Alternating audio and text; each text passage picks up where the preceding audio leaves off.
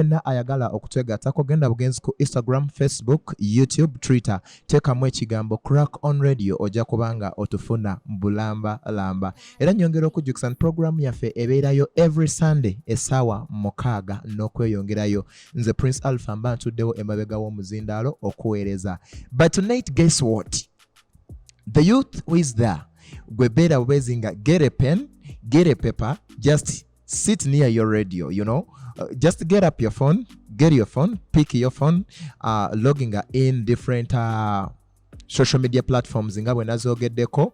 Just tune in, get a pen, get a book. Byonna bye tugenda okwogerako bigenda kubanga bikuyamba mu bulamu bwo obw'omwoyo. Naye nga olwaleero, I'm not alone in the studio. Nina omusajja ow'ekitiibwa, omuweereza wa Mukama leero gwe nayise naye. Omanyi bagamba nti omulamu tayogererwa. I can't speak for someone, naye kantwala omukisa guno muwe omuzindalo naye alabike nga ayogerako gy'oli era agenda kubanga atubuulira ku mannya ge. Obw'ekitiibwa nsanyusa okulaba. Nange nsanyusa okusanga. You know, I'm very glad when I meet people of God, when I meet leaders in church, I'm always like, wow. I always feel happy because I grew up in church. Okay. I grew up in ministry. So when I meet someone in the ministry, my heart is like, you are home.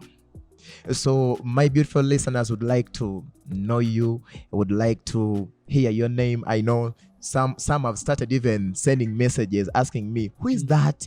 Who is seated next to you? Yes. So I think you can say hi to our listeners. Okay. I greet you all our listeners, wherever you are listening us from. I pray that you have a wonderful time with us. My name is Kiggundu Jeffrey, one of the pastors at Harvest Church Fellowship. That church is found in Kabalagala. That's where we are. Okay, Mr. Kiggundu, nice to meet you. Nice meeting you too. In this program, we happen to communicate or to talk to different sorrow outside there. Yes. And mostly tonight, I want to base and I want to put our base obanjagala backbone point yafe ebere ku nsonga y'abavubuka mu ministry. Because most of the times bagamba nti emiti emito kyekibira, and where the pastors are not around, we expect youths to stand in the gap. Yes. So I would like tonight we base on the youths. Yes. Because youths are facing a lot of challenges in ministry, whereby some of them are so engaged in ministry and some of them are not so engaged in ministry. And you find that both of them, they're facing some different category of challenges, and some are facing the same challenges. So amidst the challenges, you find that a youth is lacking someone to talk to or someone to talk to him. So tonight, I want us to change our antennas to the youths. And one of the main points that I would like you to share with our listeners, mostly the youths outside there, it's all about youth engagement in ministry. So as you see, most of the times, youths are out of ministry. And you find in some churches, they have the tendency that youths are not worthy to go on the pulpit. Youths are not worthy to preach. Youths are not worthy even to be program handlers in the church. Youths are not worthy, you know, in such kind of scenarios. What do you say about that? Okay. First of all, let me address what I'll call part A. The youth, a young man, a young woman who is there. The first point is to do what we call self-discovery.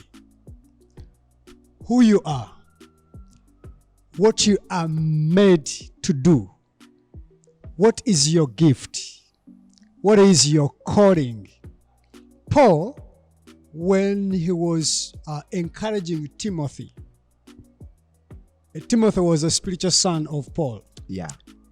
He told him, do not allow anyone to despise you because you are young. But excuse me, depending to the generation that we are in, the moment you tell a youth they don't allow someone to despise you, and a youth comes out not allowing other people to despise him.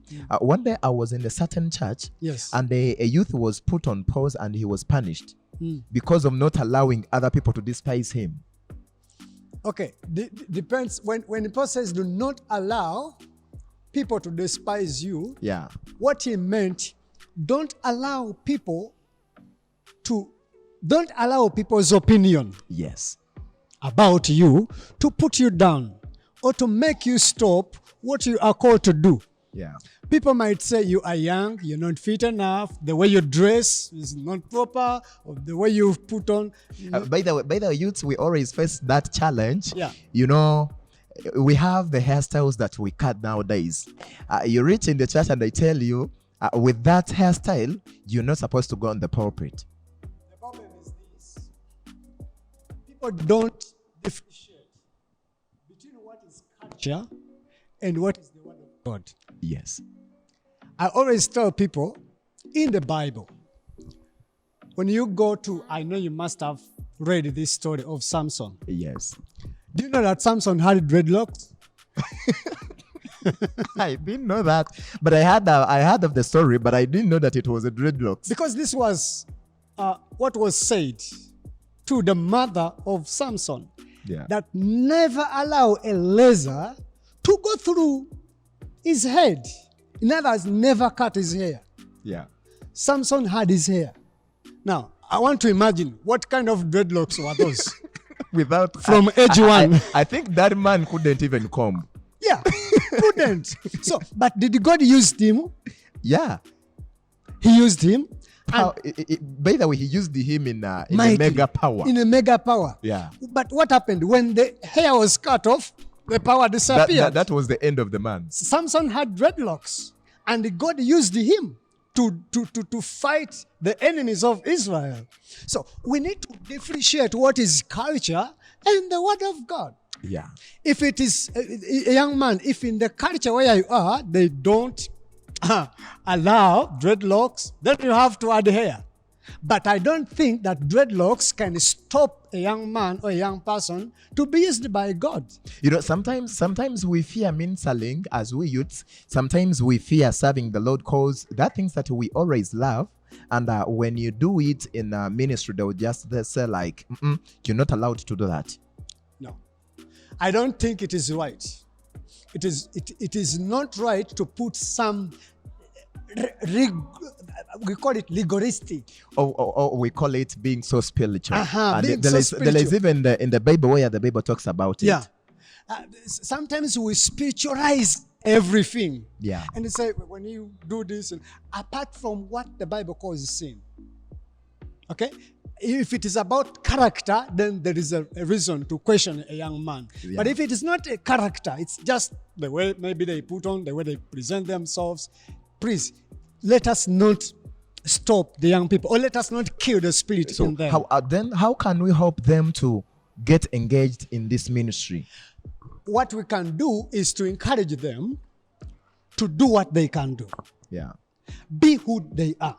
Yeah. I don't want a young person who is 20, 17, maybe 18, 19, 16 to live like somebody who is 50 years. And nowadays we have a problem of the dressing code. Yeah. You know, we youths who have that tendency of putting on fitting. Mm-hmm. You know, you look at, let me give an example of myself. Yeah. Prince, I love putting on tight trousers. Yes. And I love putting on tight t-shirts. Yes. So in most of the ministries, when you go putting on like that, they take you like someone who is out of place.